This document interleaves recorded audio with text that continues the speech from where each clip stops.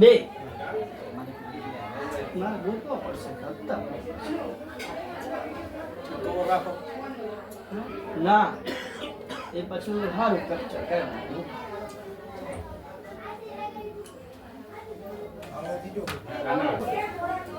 સૌને મૈત્રીપૂર્ણ હૃદય જય ભીમ નમો બુદ્ધાય. આજ રોજ વડોદ મુકામે જે વિવાહ મંગલ પરિણય આવતીકાલે થવાના છે, તો બૌદ્ધ પરંપરા મુજબ વિવાહ મંગલ એટલે કે મંગલ પરિણયના આગલા દિવસે પરિપાઠ એટલે કે પરિત્રાણ પાઠનું આયોજન કરવામાં આવે છે. તો આ પરિત્રાણ પાઠમાં ઉપસ્થિત તમામે તમામ કુટુંબીજનો, સગાઓ, સ્નેહીઓ ને વંદનની સાથે હું ચંદ્રપાલ બૌદ્ધ કરુણામૂર્તિ બુદ્ધવિહાર મોટાઈ કેવાડિયા આપ સૌનું સ્વાગત કરું છું. તો મહાકાવનિક તથાગત ગૌતમ બુદ્ધ કે જેમણે સૌપ્રથમ આ જગતને સ્વતંત્રતા, સમાનતા, માનવતા, બંધુતા, કરુણા અને મૈત્રીનો સંદેશ આપેલો એ મહાકાવનિક તથાગત ગૌતમ બુદ્ધની કરુણા તેમજ મહામાનવ બોધિસત્વ સિમ્બોલ ઓફ નોલેજ ડૉક્ટર બાબા સાહેબના ત્યાગ, બલિદાન, સંઘર્ષ અને સમર્પણ થકી એમણે કહેલી વાત ઉપર ચાલીને જ્યારે લક્ષ્મણભાઈ પોતાના ઘરે આવેલ પ્રસંગ એ ડૉક્ટર બાબા સાહેબે બતાવેલા માર્ગ પર ચાલીને એટલે કે બૌદ્ધ ધમ અનુસાર કરવા જઈ રહ્યા છે, ત્યારે સૌ પ્રથમ ત્રિરત્નનો ભાવથી જણાવતા આપ સૌને નમ્ર વિનંતી સાથે કે ડૉક્ટર બાબા સાહેબ આંબેડકર તથા ગૌતમ બુદ્ધના માનવીય મૂલ્યોથી પ્રેરિત મુકામ વડોદ નિવાસી આયુષ્યમતી ગીતાબેન તથા આયુષ્યમાન લક્ષ્મણભાઈ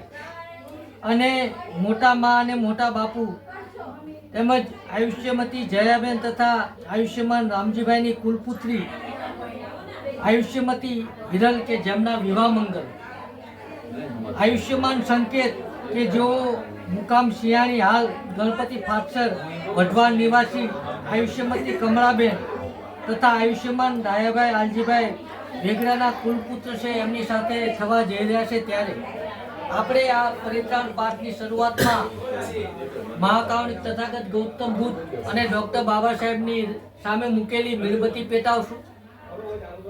ડૉક્ટર બાબા સાહેબના સ્ટેચ્યુને આપણે ફુલાર કરશું. મહાકાવનિક તથાગત ગૌતમ બુદ્ધના ચરણ કમળમાં પુષ્પ અર્પણ કરશું. તેમજ ત્રિશળ અને પંચી લઈને કાર્યક્રમની શરૂઆત કરશું. તો હું વિનંતી કરું લક્ષ્મણભાઈ, એમના ધર્મપત્ની અને એમના કુલપુત્રી અને કુટુંબીજનોને કે આવો અને મીણબત્તી પેટાવો, ફુલાર કરો, પુષ્પ અર્પણ કરો. પંખો બેન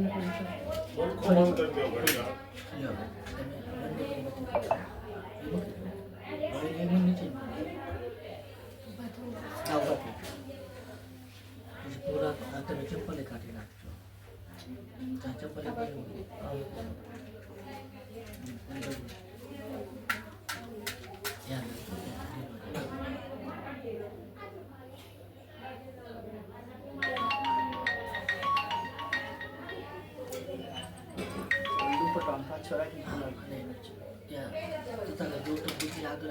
ચરણ કમળમાં પુષ્પ અર્પણ. ડૉક્ટર બાબા સાહેબ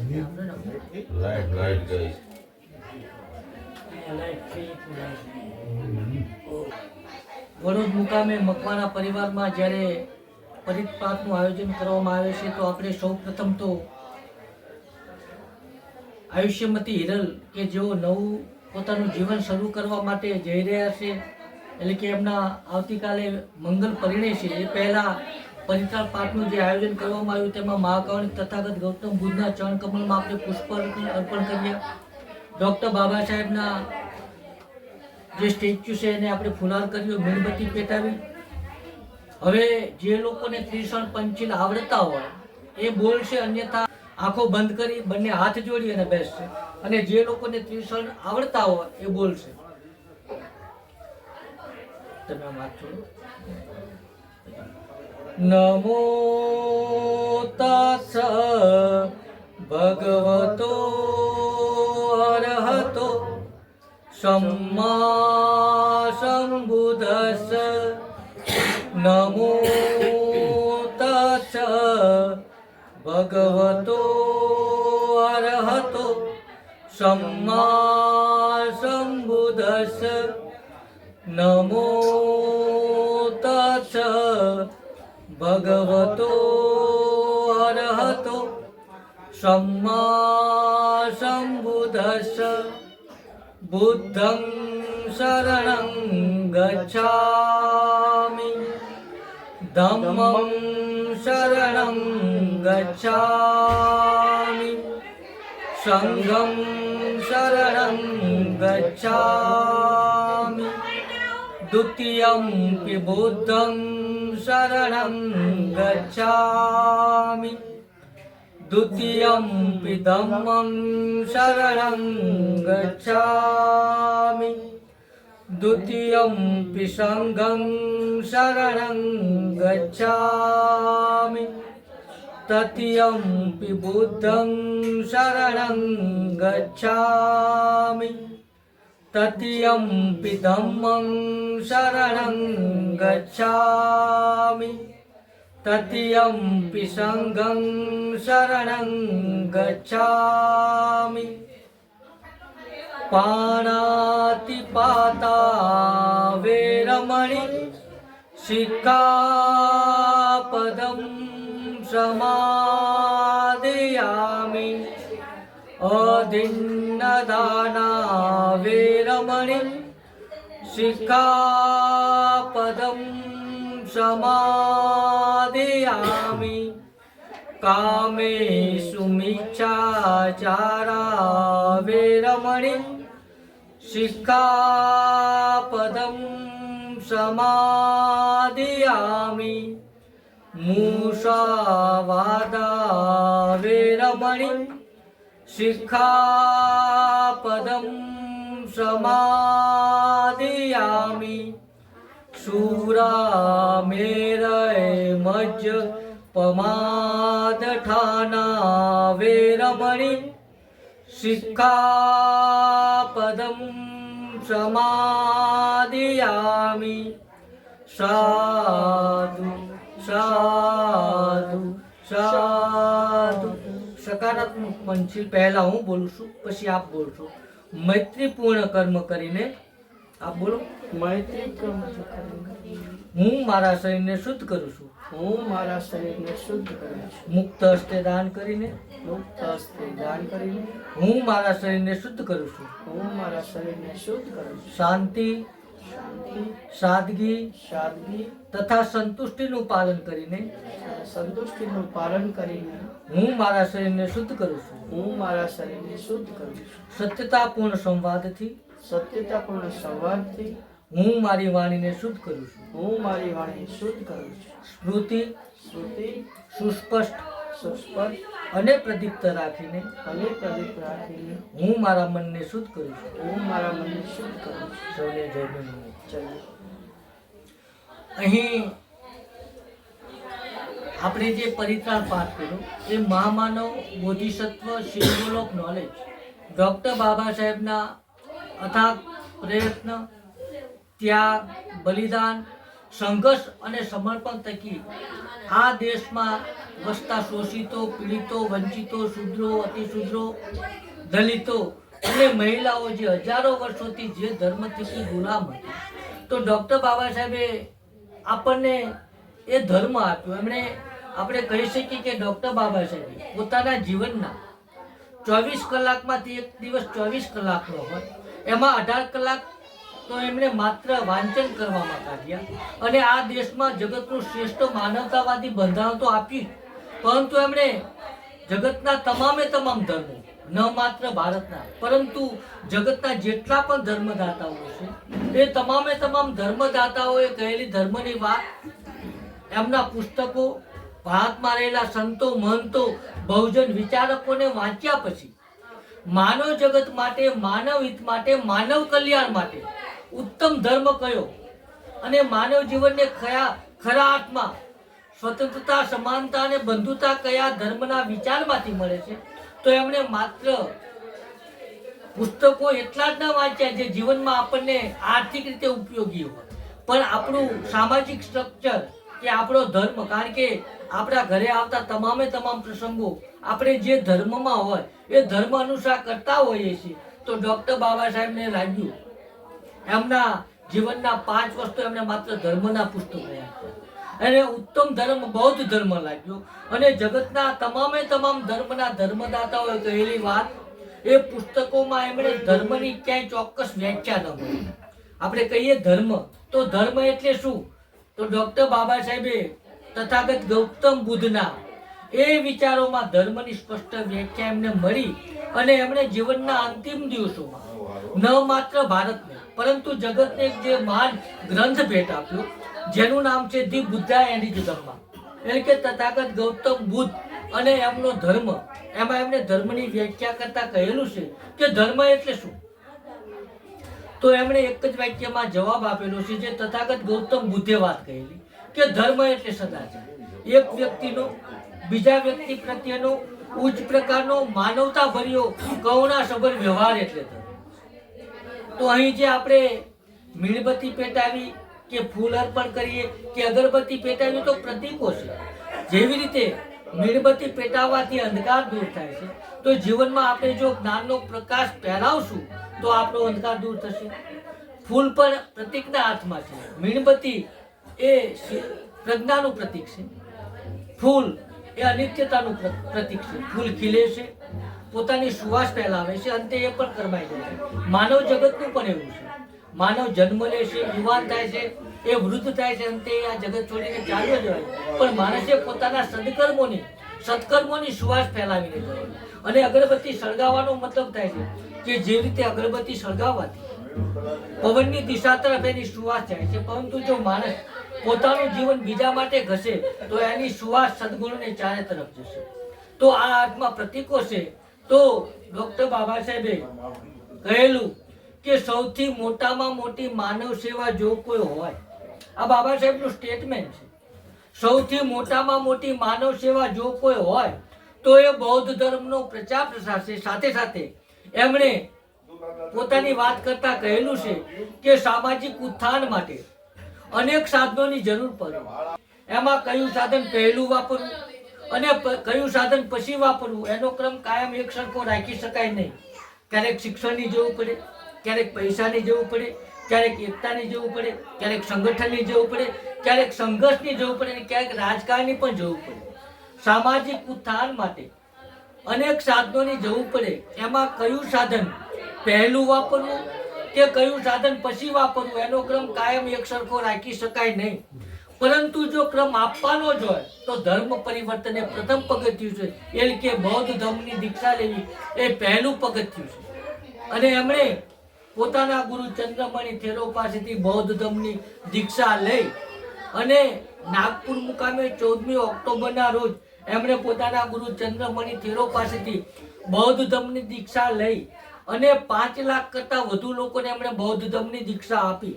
અને કહી શકાય કે જગતમાં જેટલી પણ ક્રાંતિઓ થઈ, કારણ કે ક્રાંતિનો મતલબ થાય છે કે અમાનવીય વિચારસરણીને નેસ્ત નાબૂદ કરી અને માનવીય વિચારસરણીને પ્રસ્થાપિત. તો એમાં લોહીની નદીઓ વહે છે, અનેક હત્યાઓ થાય છે, અનેક યુવાનોના ખૂન થાય છે, અનેક માતા પિતાના પોતાના યુવાનો ગુમાવે છે, અનેક નાના બાળકો પોતાના માતા પિતા ગુમાવે છે, અનેક મહિલાઓ પોતાના પતિ ગુમાવે છે, અનેક બહેનો પોતાના ભાઈ ગુમાવે છે.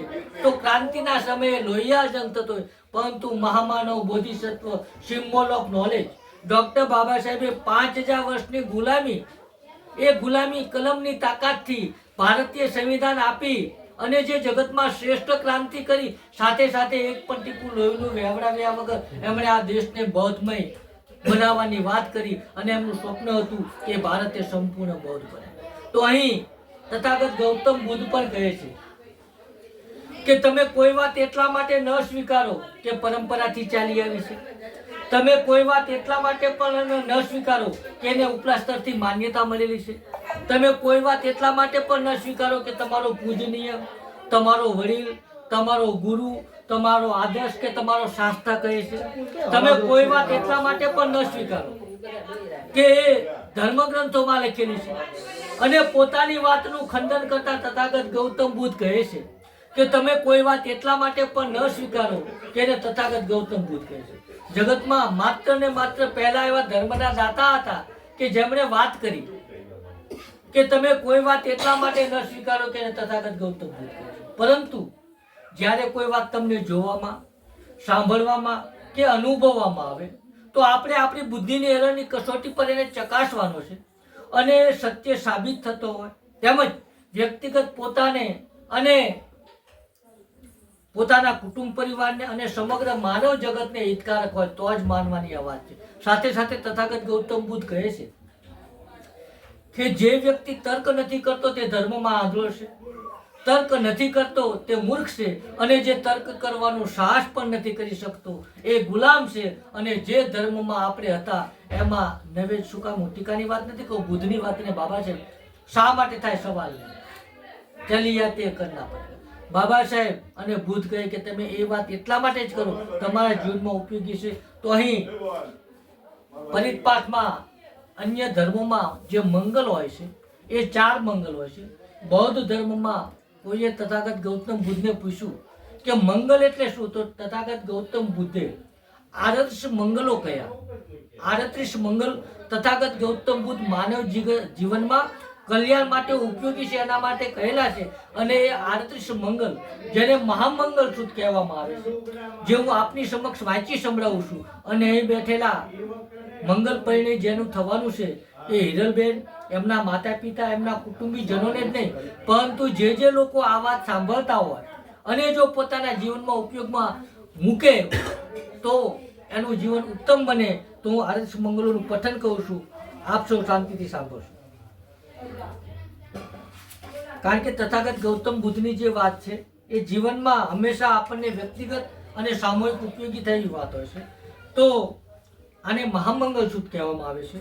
કે એવું મેં સાંભળ્યું છે કે એક સમયે ભગવાન સાવસ્તી નગરીના જૈતવનમાં અનાથપિંડક દ્વારા બનાવેલા સંઘારામમાં વિહાર કરી રહ્યા હતા. તે વખતે રાત મોટે ભાગે વીતી ગઈ હતી. ત્યારે કોઈ એક દિવ્ય ક્રાંતિવાળો દેવ પુરુષ સમગ્ર જૈતવનને પોતાના દિવ્ય પ્રકાશથી આલોકિત કરતો જ્યાં ભગવાન બુદ્ધ હતા તેમની પાસે આવી નમસ્કાર કરીને એક બાજુ ઊભો રહ્યો. એક બાજુ ઊભા રહેલા તે દેવપુરુષે ભગવાનને આ પ્રમાણે ગાથામાં કહ્યું કે કલ્યાણની ઈચ્છા કરતા અનેક દેવો અને મનુષ્યોએ મંગલ બાબતો પર ચિંતન કર્યું છે, તો એ તથાગત ગૌતમ બુદ્ધ આમાં ઉત્તમ મંગલ કહ્યું. ત્યારે તથાગત ગૌતમ બુદ્ધ કહે છે કે મંગલ કોને કહેવાય, તો કહે છે તથાગત ગૌતમ બુદ્ધ કે મૂર્ખોના સહવાસથી દૂર રહેવું, આને ઉત્તમ મંગલ કહેવાય. શુગ્નજનોની સંગત કરવી કે ડાયા માણસો, પ્રજ્ઞાવાન પુરુષોનો સંગ કરવો અને પૂજ્યજનોની પૂજા કરવી. અહીં તથાગત ગૌતમ બુદ્ધના ધર્મમાં પૂજાનો મતલબ માત્ર મીણબત્તી પેટાવી, અગરબત્તી કરવી, ફુલાર કરવા કે પુષ્પ અર્પણ કરવા નહીં, પરંતુ એમના ગુણોને ગ્રહણ કરવા, મહાન પુરુષોએ કહેલી વાત ઉપર ચાલવું, એ અર્થમાં પૂજા છે. પછી આગળ કહે છે કે અનુકૂળ પ્રદેશમાં વસવું, પુણ્યનો સંચય કરવો અને સન્માર્ગમાં મન દ્રઢ રાખવું, આ ઉત્તમ મંગળ છે. પછી આગળ કહે છે અનેક વિદ્યાઓ સંપાદન કરવી, કલાઓમાં નિપુણ થવું, વિનયમાં સુંદર તાલીમ મેળવી અને સમુચિત વાણી રાખવી, આ ઉત્તમ મંગળ છે. આપણે ડૉક્ટર બાબા સાહેબની વાત કહી છે કે એમણે કહેલું શિક્ષિત બનો, સંગઠિત બનો અને સંઘર્ષ કરો. તો શિક્ષિત બનવાની જે વાત છે 2500 વર્ષ પહેલા તથાગત ગૌતમ બુદ્ધે કરી. આજે મેં હમણાં વાત કરી અનેક વિદ્યાઓ સંપાદન કરવી, આને ઉત્તમ મંગલ કહેવાય. કલાઓમાં નિપુણ થવું, વિનયમાં સુંદર તાલીમ મેળવવી અને સમુચિત વાણી, આને શિક્ષિત કહેવાય ને. તો તથાગત ગૌતમ બુદ્ધે 2500 વર્ષ પહેલા જે સ્વતંત્રતા, સમાનતા, માનવતા, બંધુતા, મૈત્રી, કરુણા, મુદિતા, ઉપેક્ષા, જે એમણે પોતાની વાત પોતાના જીવનકાળમાં ધર્મના ઉપદેશ તરીકે આપેલી હતી, જે ડૉક્ટર બાબા સાહેબે ઇમ્પ્લિમેન્ટ કરીને ભારતીય સંવિધાનમાં આપણને ડૉક્ટર બાબા સાહેબે જે તથાગત ગૌતમ બુદ્ધનું સમાજ દર્શન હતું, સ્વતંત્રતા, સમાનતા અને બંધુતા, એ આમુખ બનાવીને ભારતીય સંવિધાન બનાવ્યું છે. તો તથાગત ગૌતમ બુદ્ધની વાત એ જ ડૉક્ટર બાબા સાહેબની વાત છે. અને બાબા સાહેબ એક વાત કહે છે કે હું ભારતના લોકોને જે પણ કાંઈ આપી શક્યો છું એ મારા આદર્શ, મારા ગુરુ અને જેમાંથી મેં પ્રેરણા લીધી છે એ તથાગત ગૌતમ બુદ્ધના ધમ્મના વિચારોમાંથી પ્રેરણા લઈને હું જગતને કંઈ આપી શક્યો. તો આ તથાગત ગૌતમ બુદ્ધની વાત છે. કે માતા પિતાની સેવા કરવી. ઉત્તમ મંગલ કોને કહેવાય? કે માતા પિતાની સેવા કરવી. તો બેન હિરલ, બૌદ્ધ ધર્મમાં 2 નહીં પરંતુ 4 માતા પિતા છે. આપણા જીવનસાથી જે હોય, જેવી રીતે આપણે આપણા માતા પિતાનું સન્માન કરીએ, સેવા કરીએ, આદર કરીએ, સત્કાર કરીએ, એવી જ રીતે આપણા જે જીવન સંગીની હોય, કે જીવન સાથી હોય, એમના માતા પિતા એટલે કે આપણા સાસુ સસરાને પણ માતા પિતા ગણી અને જેવી રીતે આપણે આપણા માતા પિતાની સેવા કરીએ, સન્માન કરીએ, આદર અને સત્કાર કરીએ, એ જ રીતે આપણી ફરજ બને કે તમારા સાસુ સસરાને પણ તમે એ રીતે જીવનમાં એમનો સત્કાર કરશો અને સન્માન કરશો. સ્ત્રી બાળકોની સંભાળ રાખવી, અસ્તવ્યસ્ત કામો ન કરવા, આ ઉત્તમ મંગળ છે. પછી આગળ કહીશ કે દાન આપવું. તમને એવું લાગે કે આ વ્યક્તિ યોગ્ય કામ કરે, દાન આપવું, ધર્મ અનુસાર આચરણ કરવું અને સગાઓને સહાય કરવી અને વર્જિત આજીવિકા ન કમાવી, આ ઉત્તમ મંગળ છે. તમારો સમય સારો હોય તો સગાઓને સહાય કરવી જોઈએ અને એવી કોઈ આજીવિકા ન કમાવી જોઈએ જેનાથી વ્યક્તિગત મને, તમને કે કુટુંબ પરિવારને નુકસાન થાય. પછી આગળ કહે છે તન અને મનથી પાપોનો ત્યાગ કરવો, મદ્યાથી નશાથી દૂર રહેવું અને ધર્મ કાર્યમાં પ્રમાદ રહિત રહેવું, આ ઉત્તમ મંગળ છે. પછી આગળ કહે છે કે મંગળ કોને કહેવાય? કે આદરભાવ કેળવવો, નમ્રતા રાખવી, સંતોષી બનવું, કૃતજ્ઞ થવું અને વખતો વખત સદધર્મ શ્રવણ કરવું, આ ઉત્તમ મંગળ છે. પછી આગળ કઈ ક્ષમાશીલ બનવું. બની શકે આપણા કુટુંબ પરિવારની ભૂલ થઈ તો એને માફ કરવા જોઈએ. આપણે નથી કરી શકતા એ અલગ વાત છે, પણ તથાગત ગૌતમ બુદ્ધ કહે છે ઉત્તમ મંગળ કોને કહેવાય? કે ક્ષમાશીલ બનવું, મૈત્રીપૂર્ણ વચન બોલવા. એવા કોઈ વચન ન બોલવા જોઈએ જેનાથી કોઈના દિલને ઠેસ પહોંચે. શ્રમણોના દર્શન કરવા, સમયાંતરે ધર્મ ચર્ચા કરવી, આ ઉત્તમ મંગળ છે. પછી આગળ કહે છે કે તપ ધ્યાન સાધના કરવા. પછી કહે છે કે બ્રહ્મચર્યનું પાલન કરવું. તો બૌદ્ધ ધર્મમાં બ્રહ્મચર્યનો મતલબ તથાગત ગૌતમ બુદ્ધે કહેલું છે કે બ્રહ્મચર્ય 4 આયામો જે જીવનમાં આચરણમાં મૂકે એને બ્રહ્મચર્યનું પાલન કરવું કહેવાય. તો એ 4 કયા આયામો છે? તો કે મૈત્રી, કરુણા, મુદિતા અને ઉપેક્ષા. તો કે મૈત્રી એટલે શું? કારણ કે દરેક વાતની આપણને ખબર હોવી જોઈએ. મૈત્રી એટલે કે જે લાગણી, જે પ્રેમ, જે હેત, જે વહાલ, જે મમતા આપણને આપણા પોતાના સંતાનો ઉપર હોય, એ જ લાગણી, એ જ વહાલ, એ જ હેત અને એ જ પ્રેમ જ્યારે તમામે તમામ માનવ જગત અને પ્રાણી માત્ર ઉત્પન્ન થાય તો એને મૈત્રી કહેવાય. પછી કે કરુણા એટલે શું? કે અન્યને દુઃખી થતા જોઈ અને દુઃખમાંથી બહાર કાઢવાની ભાવના પેદા થાય અને એના માટે જે પ્રયત્ન કરે. આપણે ઉદાહરણ તરીકે જોઈ શકીએ કે મહાકરુણાવાન ડૉક્ટર બાબા સાહેબ, જેમણે પોતાનું સંપૂર્ણ જીવન તો સમર્પિત આપણા માટે કર્યું, પરંતુ પોતાના વહાલ સોયા 4 સંતાનો, મારા અને તમારા દુઃખ એમનાથી જોવાના નહીં.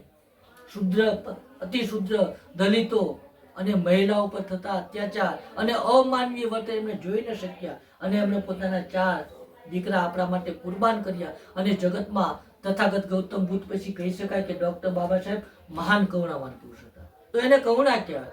પછી મુદિતા અને ઉપેક્ષા એટલે કે સુખ અને દુઃખ બંને પરિસ્થિતિમાં જેનું મન વિચલિત નથી થતું અને અન્યના સુખે સુખી અને અન્યના દુઃખે દુઃખી થાય, તો આ 4 બાબતોનું જે જીવનમાં આચરણ કરે તો એને બ્રહ્મચર્યનું પાલન કર્યું કહેવાય. પછી આગળ કહે છે કે નિર્વાણનો સાક્ષાત કરવો, આર્ય સત્યનું દર્શન કરવું, આ ઉત્તમ મંગળ છે. પછી આગળ કહે છે લાભ હાનિ, યશ અપયશ, નિંદા પ્રશંસા અને સુખ અને દુઃખ એમ 8 પ્રકારના લોક સ્વભાવની સાથે પ્રસંગ આવતા જેનું ચિત્ત અસ્થિર થતું નથી પણ શોક રહિત, નિર્મળ અને સુખરૂપ રહે છે, આ તેમનું ઉત્તમ મંગળ છે. અને આ રીતના 38 મંગળ અત્યારે જે મેં વાંચ્યા એ તથાગત ગૌતમ બુદ્ધે કહેલી મંગલ બાબતોની વાત છે અને એ 38 હતા. એ 38 મંગલ બાબતોનું જે વ્યક્તિ જીવનમાં આચરણમાં મૂકશે તેઓ સર્વત્ર કલ્યાણ મેળવશે, એમના જીવનમાં ઉદય થશે. તો અહીં પરિત્રાણ પાઠમાં લક્ષ્મણભાઈ મકવાણા પરિવારે મને જે આમંત્રણ પાઠવ્યું છે તો હું ચંદ્રપાલ બૌદ્ધ કરુણામૂર્તિ બુદ્ધવિહાર મોટાઈ કેવડિયા એમનો આભાર માનું છું. અને અહીં બીજા ધર્મોની જેમ આ ધર્મ નથી આપેલો. એમણે જોયું કે ભારતીય સંવિધાન જ્યારે ખતરામાં હશે ત્યારે તમને અને મને બચાવનાર માત્ર ધર્મ હશે. અને જો આપણે માની લો કે 5 કરોડ બૌદ્ધો બની ભારતમાં અને આપણી ઉપર અત્યાચાર, દલિત ઉપર અત્યાચાર થાય તો તમારી સાથે દલિત સિવાય કોઈ નથી. પરંતુ જો બૌદ્ધ બને તો બુદ્ધના જેટલા પણ રાષ્ટ્રો છે એ બૌદ્ધ ઉપર થયેલા અત્યાચાર બાબતે તમારી પરીખે ઉભા રહેશે. એટલે માત્ર પૂજા પાઠના આત્મા જીવનમાં ખરા અર્થમાં માનવીય આદર્શ સાથે તમે જીવી શકો, માનવીય મૂલ્યો સાથે તમે જીવી શકો અને તમને સુરક્ષા મળે, એ અર્થમાં બુદ્ધ ધર્મની વાત છે. તો તમામને ભવતુ સબ મંગલમ રખંતુ સબ દેવતા સબ બુદ્ધાનુભાવેન સદા સુખી ભવંતુ તે. ભવતુ સબ મંગલમ રખંતુ સબ દેવતા સબ ધમ્માનુભાવેન સદા સુખી ભવંતુ તે. ભવતુ સબ મંગલમ રખંતુ સબ દેવતા સબ સંઘાનુભાવેન સદા સુખી ભવંતુ તે. સાધુ સાધુ સાધુ. તમારું કલ્યાણો, તમારું મંગલો, તમારું જીવન આદર્શ જીવન બને. જય.